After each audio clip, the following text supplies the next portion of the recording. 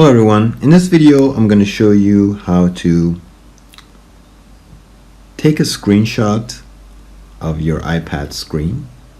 What that really means is you can save whatever is on your screen at the moment as a picture, not as a video.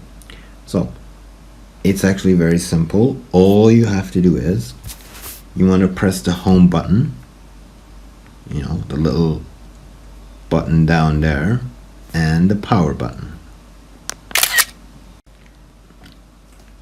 If you are on an iPad that does not have the traditional buttons and the home buttons like iPad Pro, which is completely a screen basically with no home button, then what you do is you press the top button, that's the on and off button, and volume up at the same time.